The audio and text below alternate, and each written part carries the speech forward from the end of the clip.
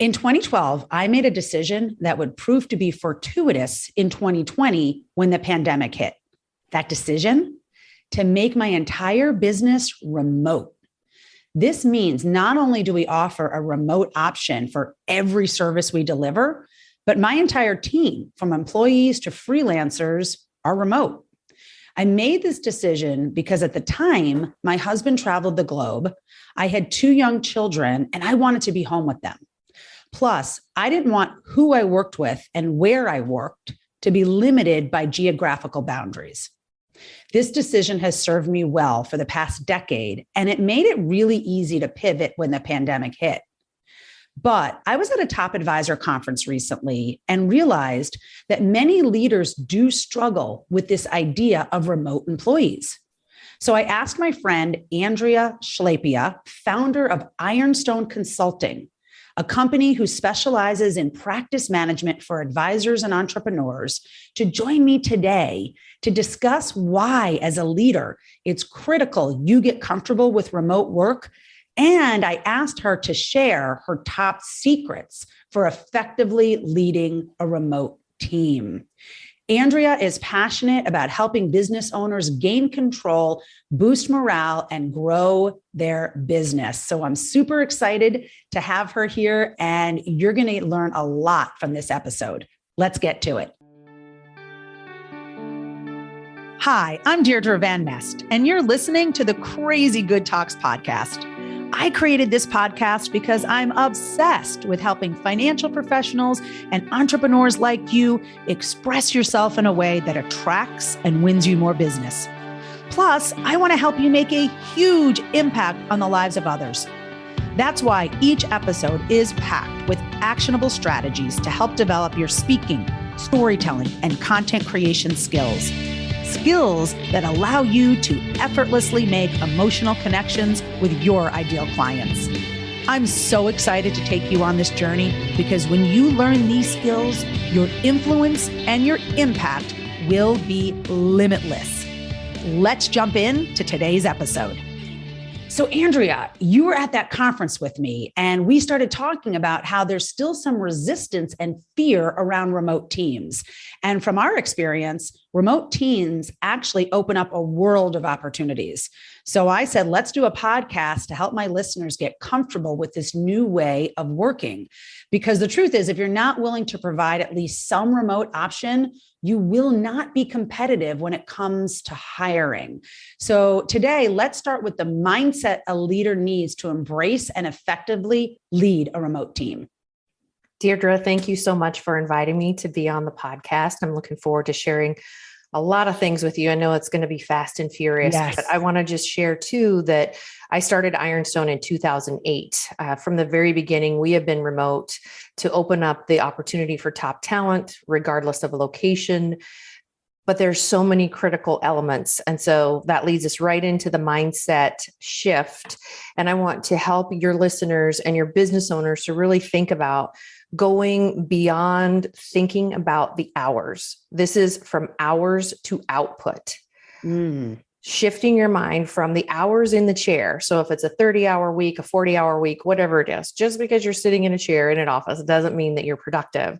So shift your mindset to the output that you want for all of the roles, responsibilities, all the people that are on your team, to really start tracking and having accountability in a different way than just hours. Hours are honestly meaningless. You know what I love about what you're saying, and I'm going through this with my team now, really trying to be just objective about here's the things we want done by a certain time. Here are the outputs, like you said. Exactly. I love that. Rather than, oh, how many hours a week did you work? Like, it doesn't really matter how many hours a week you worked if you're not getting things done. And I don't care if one of my team works 2 hours and they get everything I want done, then good for them if you figured out how to do that. That's exactly right. And that's what I say to my team members. So if you can think about it this way and just break it down, we get so caught up in titles. So if I can shift your mindset also to think about the functions that you have on your team? What are the functions, regardless of title? Because you can say vice president, you can say financial advisor, you can say insurance agent. I don't care what your title is, but what are the functions on your team? And then what are the roles and responsibilities of that function? So from that perspective, if you said, okay, I'm going to speak in my financial advisor language, right? You can say the titles of client service and financial advisor and paraplanner, business owner, all of those elements. But if you said you're in charge of marketing, you're in charge of business development, you're in charge of operations, you're in charge of client service, those are functions. And then the roles and responsibility underneath those functions, that's going to help you to get the right people in the right seat. We can add the titles on later, but who is ultimately accountable for the client service, the marketing, the business development, the operations, the compliance? Those are all critical functions that somebody's got to be accountable for. And what are the expectations around that? That helps you get to the output versus the hours that someone happens to just sit in that chair. I love it. You know how people buy based on emotion and then they back their decision up with logic? Well, this means if you don't make an emotional connection with your ideal clients, no one's buying anything. Not you, your products, your services, or ideas. And that's where we at Crazy Good Talks come in. We give you tools and strategies to make emotional connections with your ideal clients so that you can quickly build trust. So to do that, I want to offer you a free resource I just created for you. It's an Identify Your Story guide. Stories are one of the most powerful ways to make emotional connections with your clients, but many professionals come to us saying, I don't even know what my stories are. This guide will help you identify the 2 most important stories you need to have in your business. So go on over to crazygoodtalks.com right now to grab your guide.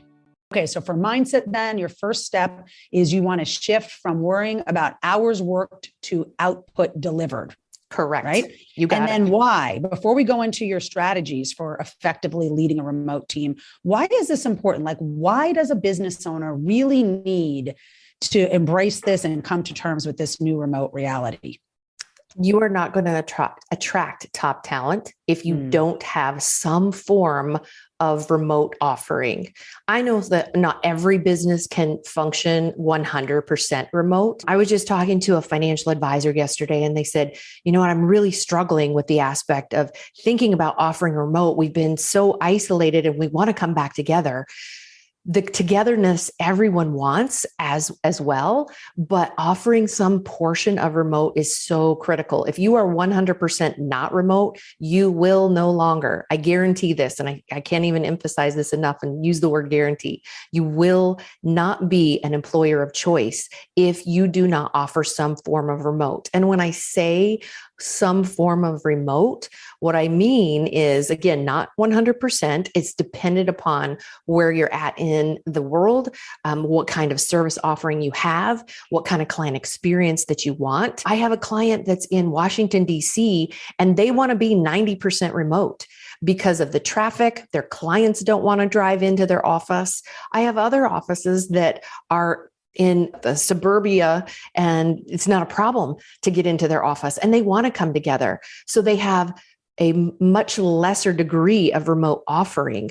One of the strategies that I found really effective and that is starting to be a trend across the industry of employers is utilizing remote, much like how you function and think about paid time off or vacation. And I so don't want it to correlate with time off and vacation because remote is not time off or vacation, right. But I want you to correlate it to the accrual aspect of it. Just like if you're, let's say 0 to 5 years, you get 4 days of remote a year. And then 5 to 10 years, you get 6 days of remote a year. And then 10 years plus, you get 12 days of remote a year. So if you really think about the breakdown that I just said, a 10-year or plus would get 12 days of remote in an entire year. The 5 to 10 person would get 6 days of remote per year. And then a newer 0 to 5 years would get 4 days of remote per year. So that's a quarterly offering, that's an every other month offering, and that's a once a month offering. How that really shakes out into your world depends upon, again, where you're at in the world, what your experience is for your clients, but consider it of accruing it in that way. If you don't want to go a high level of remote, like the example I gave you with that client I had, that's 90%, we want to be in a remote status. Yeah, I love it. So remote's like a reward. Exactly. So I love that idea. And I would, though, encourage you, if you're listening, to think about, like, don't use that as a fallback, I guess is what I'm thinking, right? That's right. Like try to think about how you actually could offer more remote than that. And I think part of that is just doing it and then really making your hiring process robust. So you're getting self-starters and you're getting people that are going to exceed and excel in that environment. Without question. And there's so many tools. And I know we're going to talk about the tools of how to successfully be in a remote environment. But if you're just not offering it up front, think about a work from home opportunity is part of your benefit package now. Yes. It must be a part of that. So, the table stakes are 401k and health and vision and sick leave and profit sharing and education and tuition reimbursement and those types of things. Those are table stakes anymore.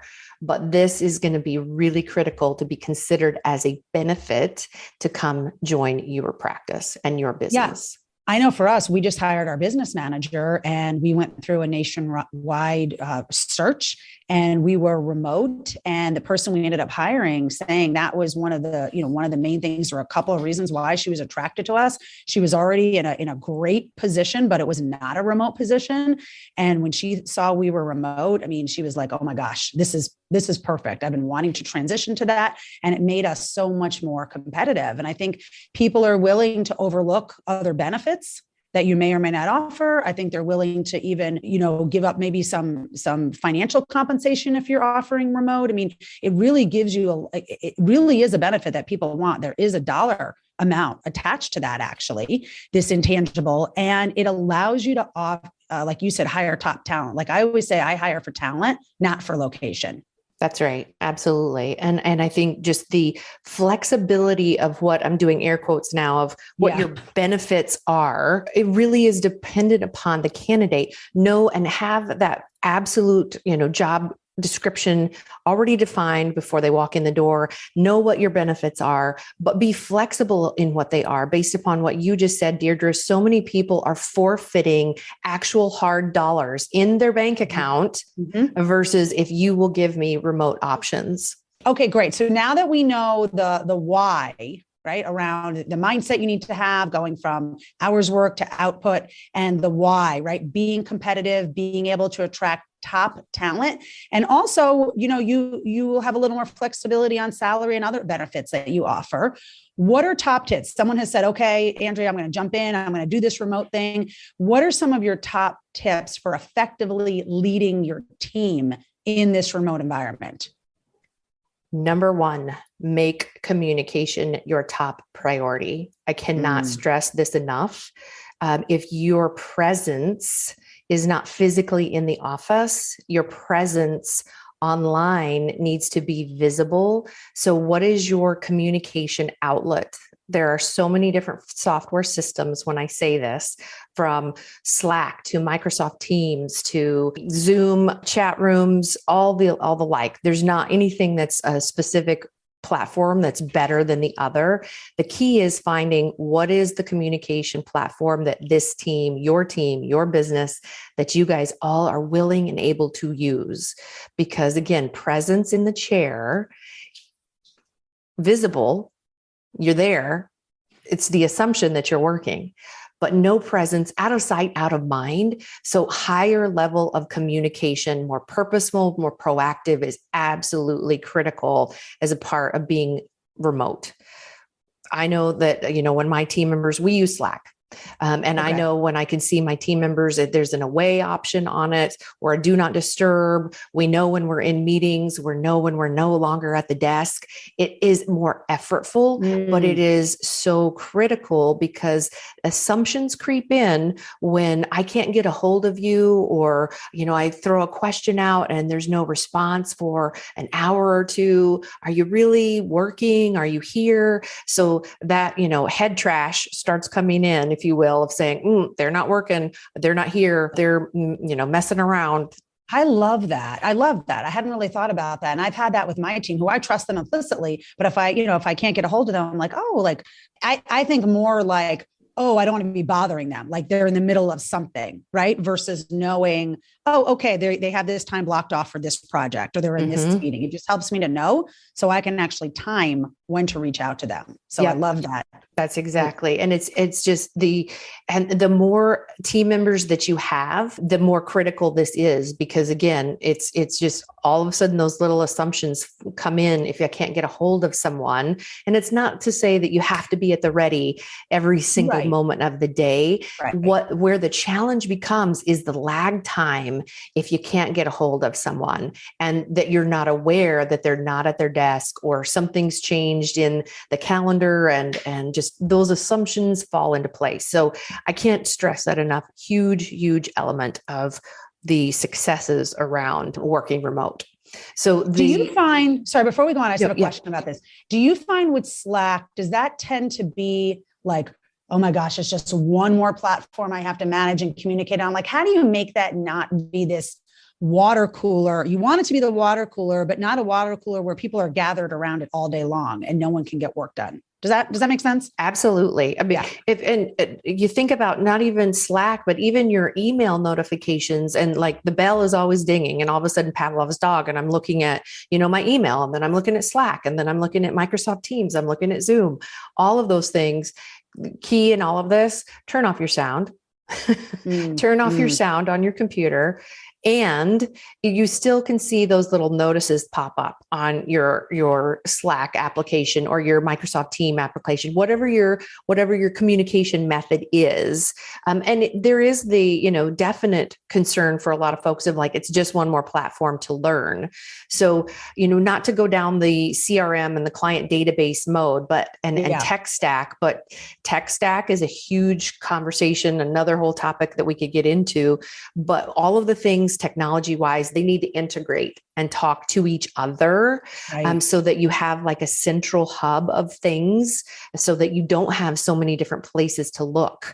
I think the one thing that we found, and so many different offices and teams and business owners that we work with, why Slack they seem to prefer, is because it breaks it down into the different channels. That's Slack language. So you can break down things into different topics. So you'd have a marketing topic and a compliance topic and a technology topic and client updates, so that you are speaking about specific content based upon the channel, instead of one just long running chain of conversation and then have to scroll back and look and try to find this. It's better than email for sure, because email could be considered one long chain. And what we said about the marketing thing? So this really helps tie into, if you have a project management tool that ties into your communication tool, those are really helpful as well. And a lot of project management tools have communication methods within them, Monday.com and Asana and Trello and all of those have communication elements inside of them. So that may be, so I can't stress enough, test out different platforms to see what you like. That's going to be the key, because guess what? If everybody doesn't use it, it also doesn't work. Right. Exactly. Communication, be purposeful on your communication. And then ultimately, what is the technology method and platform that you want? And everybody's on the same page, traction of using it, because it's only as good as the people that put effort into it. So if everybody's not buying into that, then it's going to make it a challenge as well. Okay, great. So the first tip is to really be intentional with your communication and make sure you have that central hub where everybody can communicate. Absolutely. What's number two? Number two, productivity. And this is the output, right? So remember, we talked about hours and the mindset shift from hours to output. Productivity, what are the things that have to be done in this week? So ultimately, what are your rocks? What is your scorecard that you're keeping track of? One of the great things that my team does, and a lot of other business owners and clients that we have, is a daily debrief email.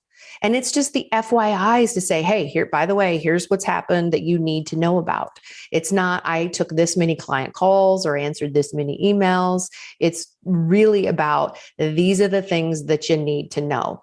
By the way, FYI, these things were set up. This happened with this client. These are the extreme or not extreme things that is, again, FYI. A lot of people have incorporated that one extra step. So think about in a traditional office where at the end of the day, you might wrap up and you write yourself some notes and prep for tomorrow. It's that same thinking, Nice. but it's now via email so that you can go back and go, okay, here's my prep. And whomever needs to have that sent to, it's not like all users in your business and your company to send it out, but who are the people that need to know that information? I know my team sends those, to me, and we keep each other in the loop, and it just helps take away all of, oh, wait a minute, what about? But that's also what that project management tool is for as well. So it kind of ties into both.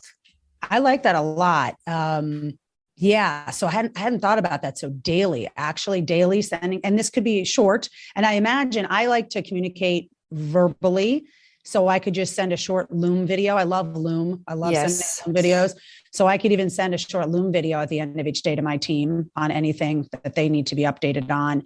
A lot of times we are communicating, but then we'll save things for our L10. We'll talk about EOS before we wrap up because that's EOS language. But I think what you're saying is you can do some of this earlier on in the week, not necessarily have to wait to your weekend L10 meeting. That's exactly right. I really like that idea. Okay, and cool. Depending upon, and again, I know we're going to go EOS, but your weekly meeting may be at the front end of the week. It may be at the end of the week. So it just depends upon, I know ours is at the beginning of the week and we have that. And then we have debriefs throughout the week. Some of the team members, may be more project based. Like I have a team member that she does graphic design in our social media and not necessarily client facing. So she does a debrief just once a week because it's a different thing that she's focused on. So again, take these ideas, make them work in your world. I always say, take what you like and dump the rest. Yeah, I love it. Okay, good. What's number 3?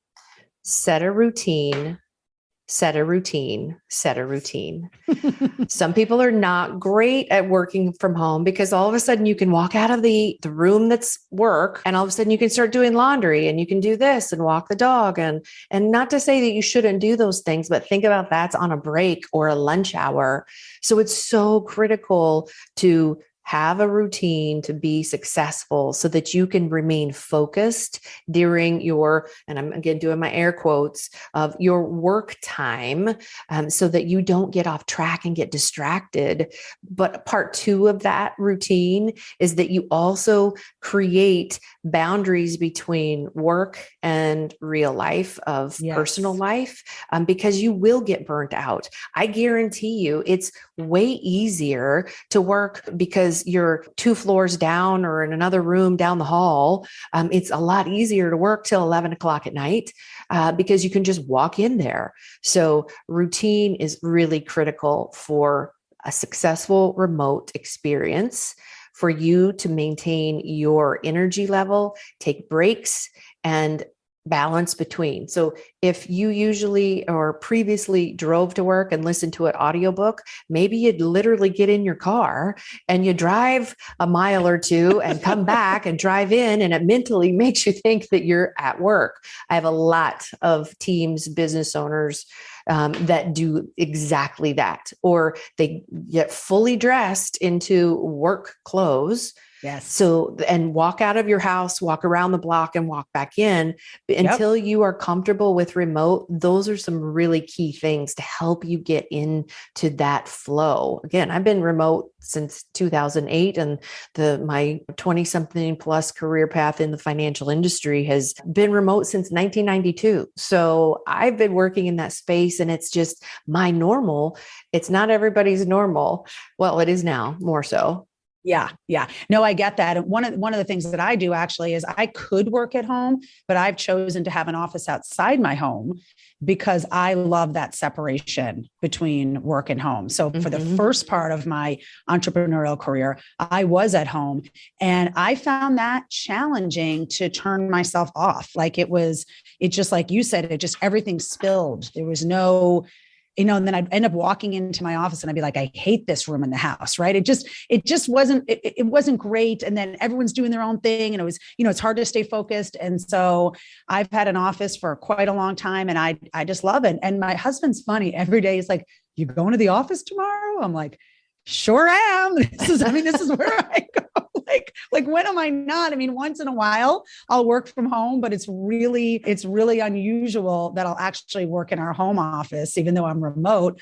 I choose to have an office. And so if you're listening to this, you might choose to do that. That might help you do your best work. It certainly helps me do my best work. And I think if you are an employee versus an employer, and you could do better work at a co-working space, go price it out, see how much that would be, and approach your employer, because I would rather my teammate be in an environment where they can do their best work than always be distracted because they're at home, even if it might cost a little bit more. So I would say 100% agree. Right? Don't be afraid to explore those options. And if you're an employer, don't think because you can work from home means you should work from home. Right. That's right. There's so many co-working spaces now. So I work in a great co-working situation. I have my own office inside a co-working space, which means I don't have to worry about having, filling up a floor of an office building. I have my one single office within this co-working space. So I have people I can talk to as soon as I open the door and can collaborate with, but I don't have the burden of having to rent a whole space and have a triple net lease for 3 years or something like that. That's right. And many business owners and entrepreneurs are shifting and changing what their office environment looks like for that very reason, and going to co-working space to give the client experience. My, example that I gave of the 90% out of the office, they're moving to a more of a co-working space than all of the real estate that they were leasing, and changing their entire business in how it used to look physically for that very, very reason. Yeah, that's great. Okay, what's another one? I do want to make sure we have time for EOS, but I think EOS really helps you be a better remote team in general. But do you have another specific remote tip, or do you want to hop into EOS? No, absolutely. I would love to.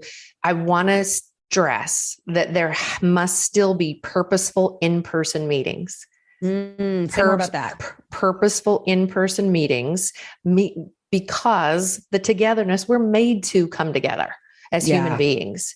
So the purposeful aspect of it, not to just be in the office again, I'm using my air quotes yet again, regular day working, but the teams and the businesses that we have the pleasure and privilege to work with, we help them institute what we call a development day, so that you can come together, you close the doors to clients, and that you work on the business, not just the regular every single day. So if you're a heavy remote crew, then I would encourage you to have these closed office days. If you're not so heavy remote and it's just partial, still want to encourage you to have these development days where you're closing the doors, coming together, but it is that purposeful togetherness is the absolute key. Whether it's closed door or everybody's going to work in the office this week, then let's make those purposeful times when we are connecting and getting together to bring that camaraderie, to have that cohesiveness, highly functional group of people, because you still do need that interaction in person. And what do you do? Like my team, for example, I have one person in Illinois. So I'm in Minneapolis. So I've got someone in Illinois, someone in South Carolina, someone in Tennessee. So we're clearly not doing this on a regular basis. Right. I mean, what's an ideal cadence for? Perfect question. And and now your example is the same exact example of my team because everybody's spread out. So we're more purposeful mid-year and end of year. Okay. We have a full week mid-year and end of year. So I want you to hear what I'm saying. A full week, right? A full week mid-year and end of year because we're not together at all because we are 100% remote. Think about it from that perspective versus on a monthly basis. The businesses that we work together with, the best and highest rate of implementation success, they're doing their development days, closed door to clients on a monthly basis. For those folks that are on a 100% remote, everybody's scattered throughout the country, right? Or wherever in the world, that's when you want to consolidate the time. Maybe it's quarterly and it's 2 days. Maybe like we have, again, mid-year and end year, and it's longer amounts of time. So take the concept and the idea and help it and make it work, I should say, within your environment. There's no silver bullet here, but it's take that concept and what is the frequency that's going to work best for you? Some people say, you know what, let's just do it at the end of the year and let's do it for a full week versus having it mid-year and end year. Some people want it once a quarter. Yeah. Yep. So figure out what works for you. Exactly. Okay, that's great. I love this. So before we jump into talking about what EOS is and how that can really help with remote teams, I do have one question about your first tip about the communication and making sure that that's primary. Of course, my brain, Crazy Good Talks were all about how do you connect emotionally with your client, right? How do you make that emotional connection? So I'm sitting here thinking, well, I think that's an element that needs to be thought about is you have to be intentional also about making that emotional connection. And I want to know what your thoughts are. And that can look different, but I think it's about making yourself maybe even more human than you have thought about making yourself before in a work environment. Does that make sense, Andrea? And what are your thoughts around that? Absolutely. I mean, it's easy to turn on the virtual background and look, everything's perfect and nothing's wrong. And, I've got everything, perfect and in line and organized. And you know what? Real life is not that way. So let's step into the danger of conversation around what's not working. So one of the things I encourage my owners and team members, regardless of where they're at in the lineup, let's talk about what's working and what's not working. That's what I ask my team literally every week. Okay, guys, what's working? What's not working for you? What do we need to improve? How do we fix it? What can I do better as a team member? And how can I communicate better with you? I cannot stress enough asking the question of what do I need to do to help you to do your job better this week is so valuable, because you have no idea what's going on for that person, even more when you're in that remote aspect. So being vulnerable, asking the question, being willing to step into maybe an uncomfortable conversation to address something that looks maybe off or somebody's not communicating at a level that they were, and say, hey, what's going on in your world? We have no idea. And we have less and less information when you're in a remote environment, because this little box that you and I are looking at each other right now, it looks pretty, doesn't it? But you have no idea. I'm remodeling my office. So if I turned off this virtual background, you would see a much different picture, lady. Exactly. And I think also like in the beginning of our leadership team meeting, we do a segue where we all go around and we talk about like one business gain and one personal gain for the week. And I love hearing the personal ones in particular, because it gives me a greater insight into who these human beings are that I work with day in and day out. And then it's an opportunity for them to see a part of my life. And so I think building some of those things where you make the emotional impact and the emotional connection with your team, the emotional impact and connection is not just client facing, it's also for your team, right? You want them to buy into you. You want them to buy into your mission, into your purpose, and they will do that at a much greater level if they feel emotionally connected to you. Without question, 100% spot on. Okay, so I've mentioned these three letters EOS multiple times, and if you're listening, you haven't heard it, you're probably like, Deirdre, Andrea, what on earth are you talking about? So can you describe what EOS is, please, and then just talk about why this is so powerful for businesses, but in particular, remote businesses. Absolutely. So EOS stands for the Entrepreneurial Operating System. If you haven't read the book Traction, I would recommend that for everyone because Gino Wickman is an entrepreneur lifelong that built out the whole traction methodology and the EOS system. I'm an EOS implementer, and it's exciting because what I get to do is help business owners get more of what they want out of their business. And how we do that is with really three different things that we help them to get with simple tools in place. And again, all of it's in Traction. If you want it, then there it is out in the world for you to access. But really what it is, it's three different things that we help you to do: vision, traction, and healthy. Vision is getting your leadership team 100% on the same page, rowing in the same direction, because guess what? Most of the time they're not. Traction is all about accountability and discipline so that your vision is executed on. And no matter where you look in your organization, it is being executed. The vision is happening because there are accountability and disciplines in place that you're looking at on a regular basis with a meeting pulse. And you said L10, which is a level 10 meeting, and that's EOS language. And the last one is healthy. This is getting your leaders and your entire team to be cohesive, functional, transparent, and working all together. And by the way, having fun doing it. Because guess what? Most of the time, they're not. So as goes the leadership team, so goes the rest of the organization. And if we can get the vision 100% throughout the whole entire firm, we have traction and the accountability to execute on that vision, and we have a healthy, cohesive team, we have done great work within your business and creating a legacy potentially beyond your even lifetime for your business. So I will say again, get the book Traction, but if you want the movie version of that, I'd love to offer your listeners a 90-minute meeting. It will go over the entire process, what that looks like, complimentary. So this is your crazy good talk complimentary offer. I'd love to do a 90-minute meeting with all of your listeners in order to share with you even more in depth of what traction, what vision, traction, and healthy is all about. It's awesome. Okay, that's awesome and super generous. I can speak from experience. We started implementing EOS into our business last May, and it has been a game changer. It has been an absolute game changer. And here's the thing I want you to think about. You might be listening going, oh, my business is too small for that. I had one like full-time team member when we started. I had freelancers and other people were using, but I had one, and now we have, 4.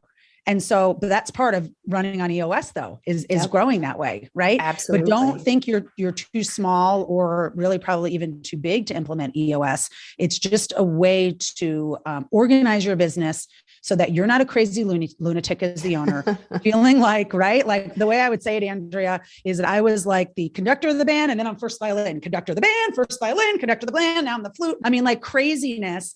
And there's no reason why you have to operate that way. And so if you feel like you're juggling a ton of balls and then you're just watching them drop because we're not sure who on the team is supposed to pick them up, or you don't even have someone to pick them up, right? Then, or you don't even know if you have the right balls. EOS and Traction is just a great way to solve that problem. And it's not something, if you have a great implementer working with you, like Andrea, it's not something that's super hard to integrate into your business if you make a commitment to do it. So thank you for making that offer. That is super generous. So you're saying it's a 90-minute session where you can do this virtually. Correct. You do this with them virtually. Yes. You get together with the leadership team and you sharing what this is and what this could look like in their business. Is that what you do? Absolutely. Okay. It's the movie version of the book Traction. May not have the best actress, but it's the movie version of the book Traction. So if you are into audiobooks, that's what this is in this moment, because it's a nice overview of the whole entire process. If you want to implement EOS into your business, it's worth it. And guess what?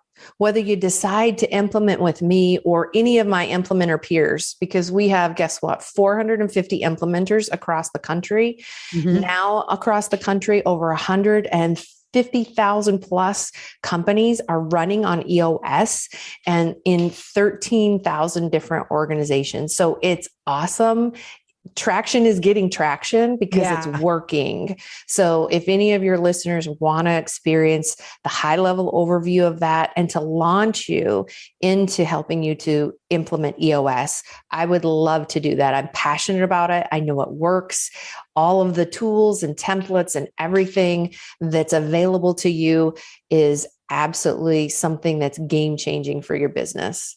Yeah. And what I love, it goes across industry. I mean, you could be in any industry. That's exactly right. Yeah. There's no industry specific. So how would people get in touch with you?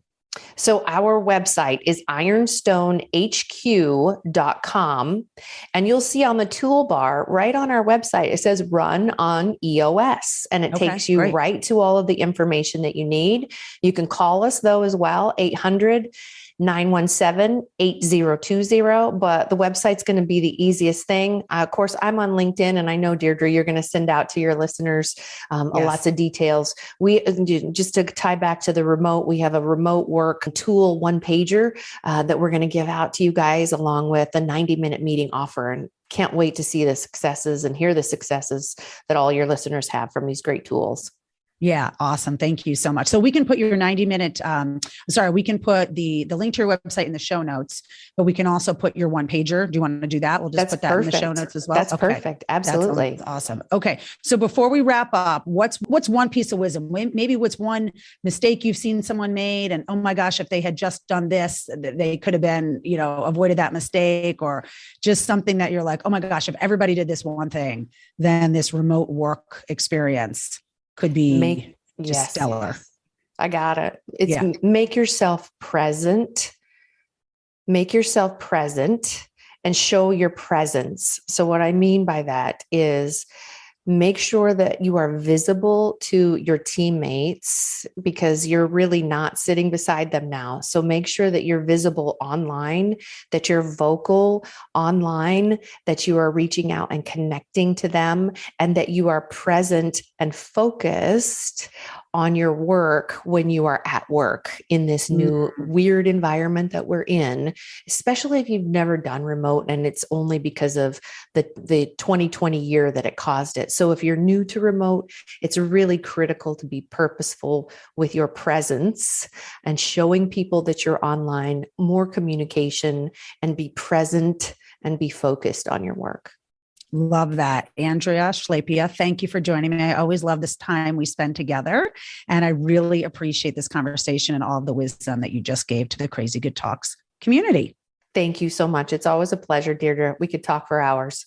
Yes, we absolutely could. So if you like this show, please subscribe and please share it with your friends. We would really appreciate it. Have a great day. Thank you for listening to the Crazy Good Talks podcast. Click the subscribe button below to be notified when new episodes become available. The information covered in this podcast represents the views and opinions of the guest and does not necessarily represent the views or opinions of Accelerated Performance, LLC. The content has been made available for informational and educational purposes only.